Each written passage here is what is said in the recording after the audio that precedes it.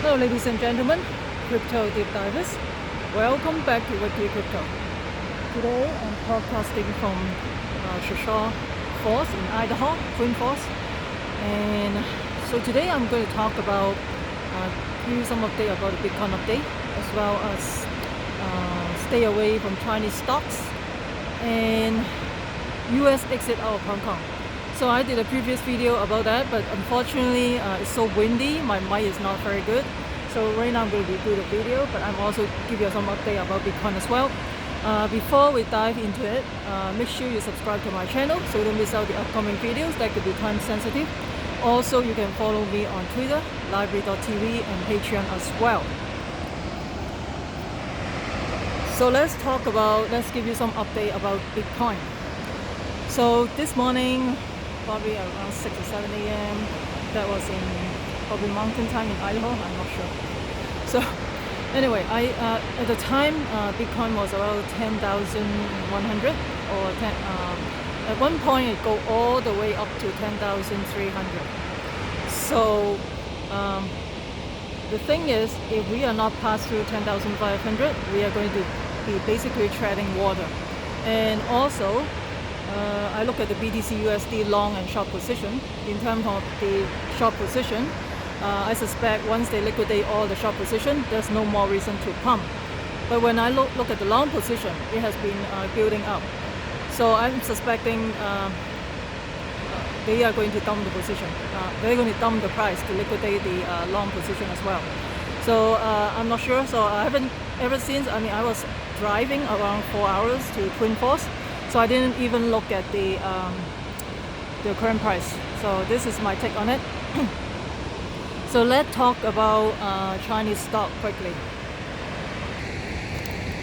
So in terms of the Chinese stock, why we should stay away from the Chinese stock is because it's also related to the Hong Kong, US exit out of Hong Kong as well. There's another reason why is that. And so you're probably aware that the US, the Chinese Communist Party is going to implement the Chinese national security law in Hong Kong. Hong Kong is supposed to be one country, two system. And right now it's one country, one system. Also, President Trump talked about Hong Kong almost for 10 minutes just for Hong Kong in terms of the Chinese policy. So that means there's something upcoming. Because you won't spend like almost 10 minutes just for talking about Hong Kong.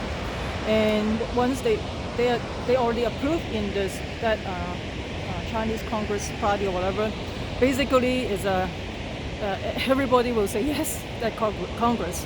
Anyway, so they are trying to implement this policy in Hong Kong. That means that there's no more freedom of speech, freedom of expression, and freedom of assembly. They can confiscate your personal property at any time they want, unfortunately. So basically this is affecting daily lives, not only this regular average Joe, also affecting business as well. And don't forget, Hong Kong is a financial center in the world, and a lot of IPO go to Hong Kong to list as a stock exchange, in the stock exchange, because they have the capability to raise tons of money over there. And of course, there's a lot of big hedge fund going to. It also have an office in Hong Kong. JP Morgan, Goldman Sachs, Bank of America, Citibank. Some of them serve Hong Kong, use Hong Kong as a headquarters in Asian market as well. So they basically occupy some of the high-end offices, commercial the office building in the financial district of Hong Kong. So they will exit out eventually. And also the US consulate, they house their staff in a very high-end area, in a resort area. Basically it's a very high-end affluent area in Hong Kong, and they are selling those properties. They bought those properties back in 1948, and during that time, from 1948 to right now, there's a lot of things happen before. For example, in the 50s, they have some riot in Hong Kong. The riot is also, of course, is provoked by the CCP. They support those riot, and of course during that time it's still under the British. Still under the British rule, so they still have rule of law over there. And of course after also they didn't sell the property back then, and also 1997 after the Chinese Communists take over. But at the time the Chinese Communist Party members, those the head of the president of Chinese, the CCP, at the time they focus on making money. Basically they don't want to mess around with other stuff, so they still let Hong Kong do whatever they want. They still have maintained their own freedom. And right now with the president Xi Jinping, he does not only want power, he doesn't only want money, he also wants power, as well as he wants to take over the world. He wants to be number one in the world, eventually surpass US. He is very ambitious. Of course, he now he become the president. He want to be just like Putin. Oops. He want to be the president for the rest of the life. Sorry, my screen is like going haywire. I think it's too hot right now. Just bear with me. Just let me close down the screen quickly. So, hold on, let me cross this.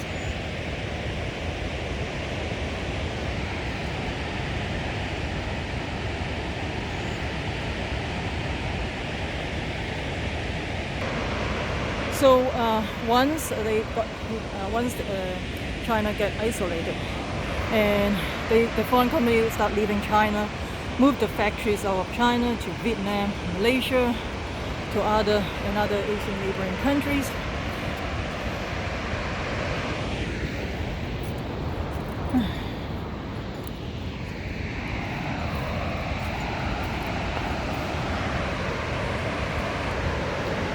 So once the foreign companies, the factories out of China, there will be no more growth for the Chinese economy.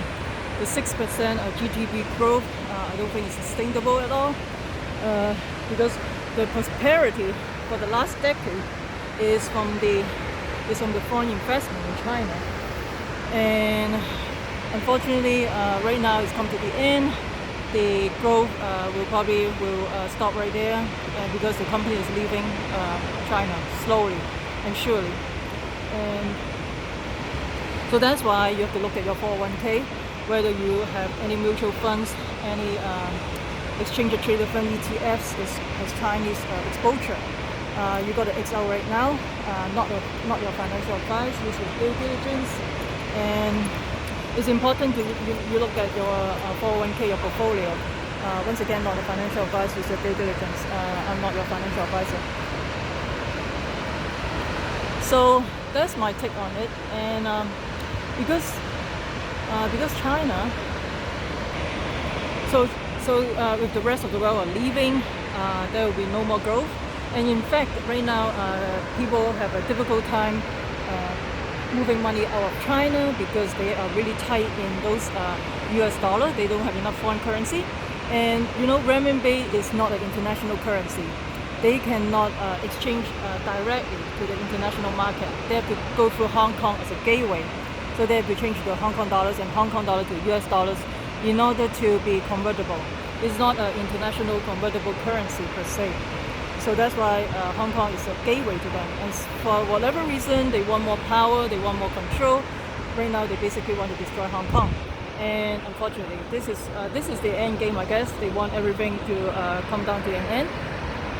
And I'm not surprised US is going to evacuate the US citizen out of China eventually. Right now, I think the company is slowly exiting out of Hong Kong. I mean, not China, Hong Kong. So they evacuate the citizens because you don't want those citizens to be hostage if there's a military conflict in terms of a lot of things. And in terms of military conflict, I've been talking about it since February. There's a potential military conflict in South China Sea because especially between China and Taiwan, as well as some neighboring countries. The small islands have tons of oils, and the small island around the areas of Vietnam, Malaysia, and Philippines, they have been already military conflicts. Like that can be potential. So there will be a lot of geopolitical pressure in the regions. So I talk about the geopolitical tension around the world. You can go back to my previous video and take a look at it. So with U.S. Exiting out of Hong Kong, it's a sign telling people that they don't have confidence in terms of the Hong Kong because of the national security law they're going to impose. That means that there's going to be no more rule of law, which is the foundations of the economy.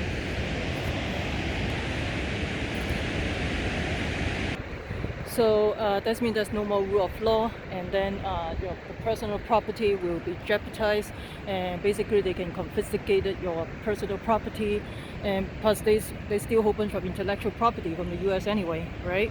And I don't want to be. I think one person comment about what Chinese related companies I will recommend. I would say I will not touch any Chinese stock. This is one of the reasons, because the thing is, because of the coronavirus, totally out of control, and there's a lot of financial damage with the lockdown. So the Western world is going to want to get some compensation or reparations from China for sure. And in fact, a lot of African countries, because with the One Belt One Road policy, basically China want to take over the world. This is one of the initiatives, their ambitious plan, and they help them to build railroads and high-speed train, as well as building seaport. And in return, they're going to give them loans with high interest rate, as well as take over the seaport for running the seaport for 100 years or something like that, and basically take away the resources of those third world country. But a lot of third world country, like African nations, they basically revoke those rights. I think Sri Lanka is not African, but Sri Lanka, I think they revoke the rights for the Chinese people to run the seaport or something. I can't remember exactly. So with U.S. exiting out of Hong Kong, this is a sign telling you that they're going to exit out of China altogether eventually. So this is right now just a little bit of time for the foreign corporations to sell off their stuff and then leave the area eventually. That's my take on it. I could be wrong as well. I'm not an expert or anything, but this is what I see right now. The thing is, if they sell their properties, the U.S. consulate, the Hong Kong U.S. consulate, they sell their properties that they bought back in 1948, and they said right now that tell you something, right? And that property is pretty exclusive in the area, and certain type of properties, once you buy it, you don't sell. This is the type of property we are talking about. And anyway, they make huge amount of money. Anyway, so let me know what you think about all this and the geopolitical tension and everything, what's going on around the world. And so let me know what you think about all this. I would love to hear from you. And that's my take on the why you should stay away from the Chinese stock or Chinese related companies, because there are a lot of companies, for example, Alibaba, Tencent, they build their own business, well, the entrepreneurship, right? Back in the time when the presidents of China is more liberal at the time, they only care about making money at the time. So at the time, let's see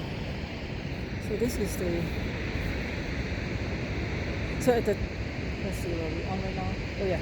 So at the time, they only care about financial prosperity or the economy at the time. They only care about the GDP at the time. So that's why they don't care about the power. So those companies, Alibaba, Tencent, has been building up back in probably after the financial crisis. And at the time, it's a different atmosphere, a different environment right now. And this guy is a total dictatorship, and he not only want money, he also want power. He also want to be number one to take over the world. So this is pretty scary for the global economy. So we are in a different landscape. And those companies that they build, Alibaba, Tencent, and now they are taken over by the CCP, basically, the Chinese Communist Party. So it doesn't matter like what you build inside China. Eventually, the CCP, the Chinese Communist Party, is going to take it away. So that's why people in Hong Kong are pretty. I think there's a businessman in U.S. business in Hong Kong are pretty skeptical what's going on, and they suspect that the business will be taken away. So that's why they're selling off all this thing. So let me know what you think about all this. I don't want to be bashing on the Chinese stock or whatever. I'm not your financial advisor as well. The thing is, you have to decide what is right or what is wrong, and I cannot decide for you. I'm not your financial advisor as well. I'm not your financial advisor. Please use your due diligence and decide what you want to do. And right now, the geopolitical tension is pretty tense in different parts of the world. And in terms of the riot and looting across America, I will probably talk about that in my Patreon group because of the sensitive nature of the subject. I may potentially get banned in YouTube. So that's why I can't talk about in mainstream media, in the YouTube channel, because YouTube will ban me. There's a lot more. It's not as simple as you think in the mainstream media. I'm going to talk about in my Patreon group, and then hopefully you'll prepare for yourself and your family, and hopefully you will stay safe. And so that's it. So if you find this video helpful, and also if you find this video beautiful, smash the like button, subscribe to my channel. Also share with your friends. Make sure you subscribe so you don't miss out the upcoming videos. Also, you can follow me on Twitter, library.tv, and Patreon as well. And make sure you use comment. That will help my ranking. Also, subscribe also help my ranking. I will continue to provide quality video for you guys. I try to be as objective as possible, and I try to give you a head up as possible. And just like the coronavirus, I predicted back in January, and this is exactly what happened. So there's something behind the scene. You guys got to be careful. And remember, crypto deep dive is we the people take control of our money. Stay wise, stay safe, peace. I'm not your financial advisor. Investing in the stock market, cryptocurrency, and commodity can have inherent risk. Please use due diligence. Peace out.